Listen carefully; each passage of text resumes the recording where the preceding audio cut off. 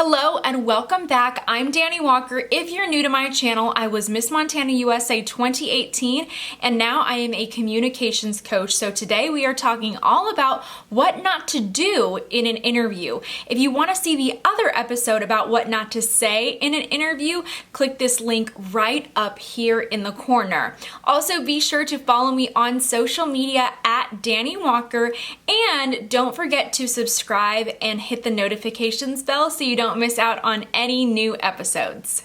The number one thing not to do in your pageant interview, which technically happens before you enter the room, is do not pad your resume. What do I mean by this? Do not put things on your resume that sound good or things that you're using just to fill space.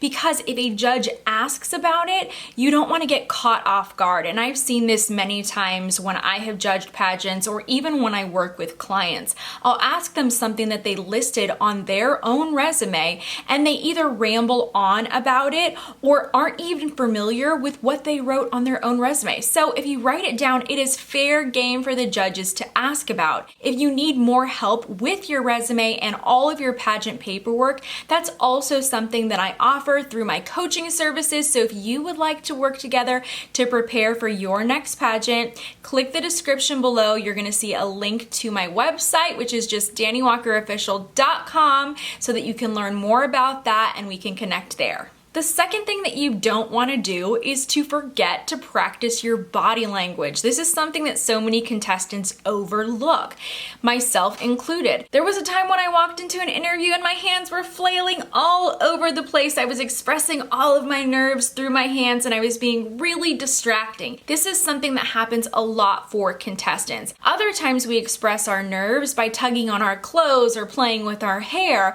And then there's the opposite end of that spectrum where contestants develop really rigid, closed-off body language, and that doesn't communicate confidence to the judges. So make sure that at home you are practicing your body language. One great way to be more self-aware is to participate in mock interviews or to film yourself as you're practicing your interviews to make sure that your body language is communicating confidence. If you're liking this episode so far, be sure to give it a thumbs up. Don't forget to share it with your friends as well, and do me a huge favor, show your love and support for this channel by screenshotting this episode, post it to an Instagram story, hashtag it with Dani Walker, and tag me at Dani Walker because I want to hear from you what your biggest takeaway was from this episode.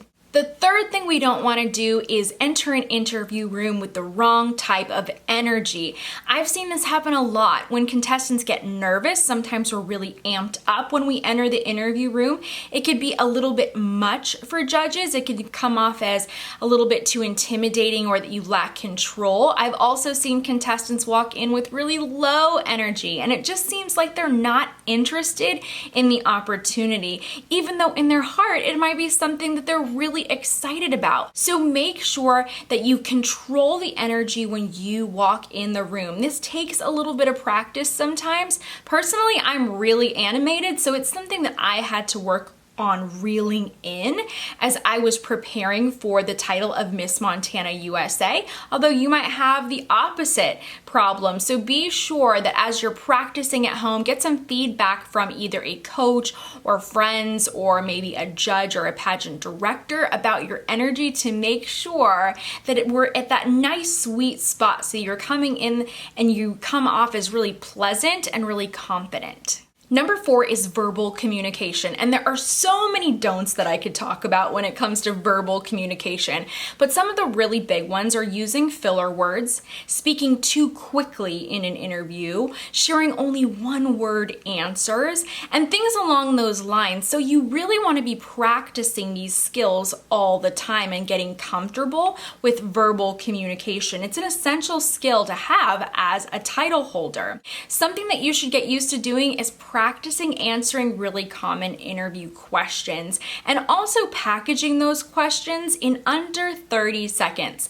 30 seconds typically in an interview is enough time to be able to share your answer and explain the and why. This is why I believe that with the judges, without sounding like you are rambling, but also without sounding like you're giving a short one-word answer. I've compiled a list of my favorite top 20 interview questions that every contestant should be prepared to answer. These are questions that I ask clients. These are things that I ask in real interviews when I judge, but also questions that I commonly hear other judges ask. So if you want a copy of those, they're totally free. Click the description below and you'll see a link for the download for those. If you avoid the things that I talked about today in this episode, and if you work diligently to practice your interview skills to continually improve, I'm telling you, you will see changes with your interview scores and you will see those results come to you. So just stay hopeful. Keep persevering and go after those dream titles. And of course, if you want lots of other tips, make sure that you are subscribed to this channel and that you hit the notifications bell so that you know when new episodes come out. And also don't forget to follow me on social media at Dani Walker, because I love hearing your questions and I love speaking with you and hearing about all your success. So please be sure to share those with me as well. I love you all and I wish you the best luck for your next competition.